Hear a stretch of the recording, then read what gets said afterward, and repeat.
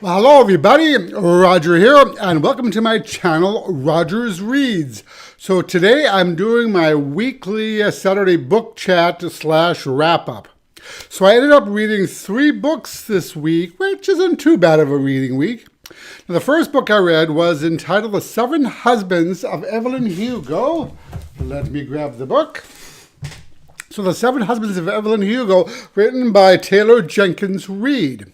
So this book follows an unknown celebrity magazine reporter named Monique Grant, who is beyond shocked when she learns that Evelyn Hugo, an aging, reclusive Hollywood movie actress who hasn't given an interview in decades, specifically requests Monique to interview her. Now, her editor is kind of freaking out, not understanding why Evelyn Hugo would choose a rookie reporter who's only done puff pieces up to this point to interview her. But Evelyn wants Monique, and if she doesn't get her, she's going to go elsewhere. So once Monique arrives at Evelyn's apartment, she learns that Ms. Hugo does not in fact wish Monique to interview her, but rather what she wants is for Monique to write a book of Hugo's entire life story, a story that nobody knows, and a project from which Monique has the potential to earn millions and millions of dollars. So Monique then becomes Evelyn's biographer. So there is, of course, a reason for this generous offer, which is one of the 2 twists in the book, but this one is not revealed until the very end. So this book, it reads like an autobiography as we hear Evelyn's life unfold. We learn how she started out as a 14-year-old Cuban girl who traded her virginity for a ride to Hollywood. And once in Hollywood, Evelyn then becomes unstoppable, trading on her beauty and her sexuality in order to achieve her dream of becoming a movie star. So the novel progresses in linear order from one husband to the next, and each husband is given his own chapter with a special title, which reflects how Evelyn felt about that husband. And so the public will finally learn the question that everybody has been wondering for decades. Who was the love of Evelyn's life?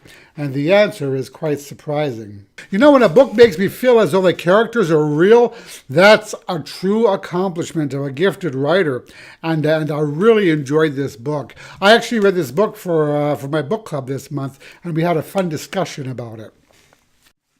So the next book I read was entitled The Golem and the Jinni by Helen Wicker.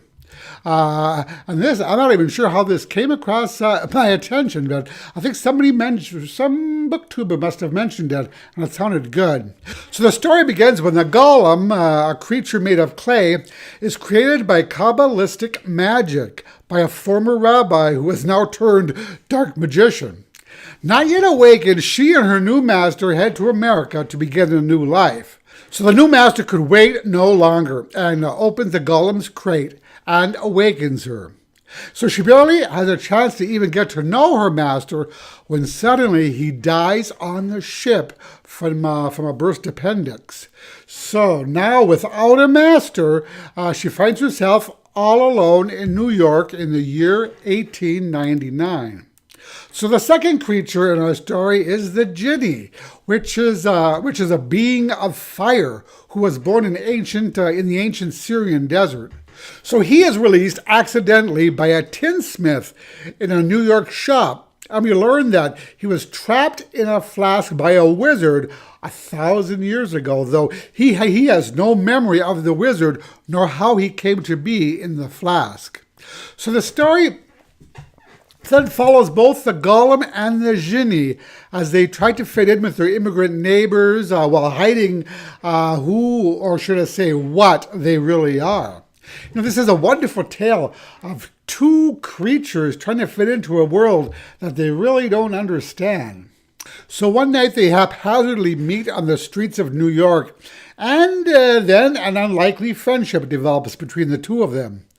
But unfortunately, one evening something terrible happens, and the 2 of them once again retreat into their own world.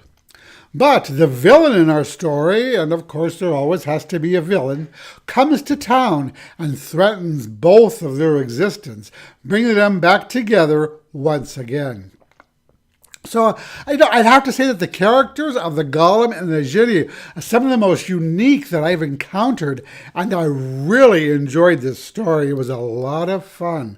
I'm going to do a full review on this on my channel in the coming days.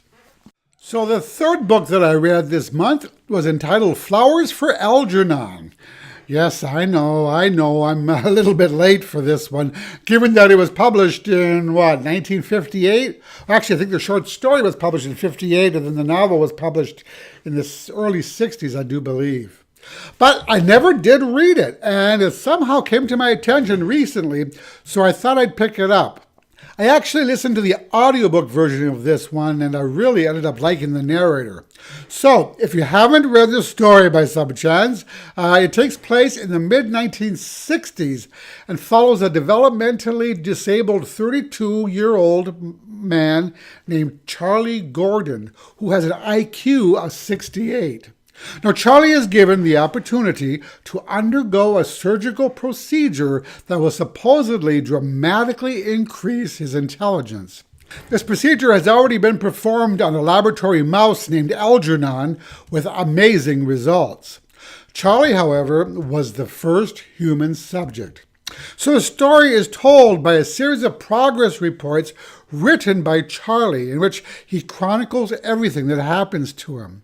So via these reports, we see Charlie's intelligence reach genius levels, as evidenced by the manner in which he writes in these progress reports and the things that he writes about. It was interesting to note the slow changes as Charlie's writing ability slowly increased. So bit by bit, Charlie is able to remember past events in his life, and comes to realize that those people whom he called and considered friends often spent a good majority of the time laughing at Charlie and making fun of him.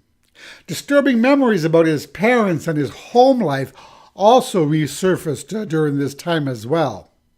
So finally, because of his genius-level intelligence, Charlie even surpasses the scientists who are in charge of the experiment, and ends up unearthing what he refers to as the experiment's fatal flaw. But of course, I'm not going to tell you what that is, because that would be wrong. But just let me say, however, that I really did love this book, and I am so glad that it finally came to my attention. So those are the three books I read this week.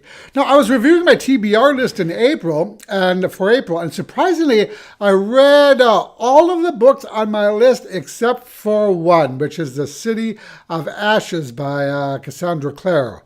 Though I did start it yesterday, so there's a good chance that I'll finish it before the end of the month. I still have, 3-4 more days? Should be able to do it.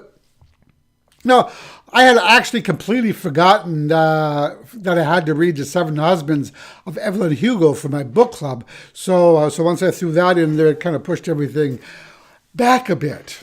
I should be able to post my May TBR in the next couple of days.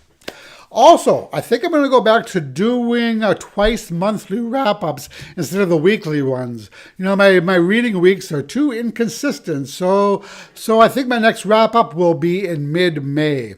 That'll probably be 6-7 books if all goes well. So that is it for this week's Saturday Book Chat and Wrap-Up. I hope you find this mildly interesting, and that's it for this time. As always, thank you so much for watching. I really appreciate your support, and I will talk to you in the next video. Bye-bye.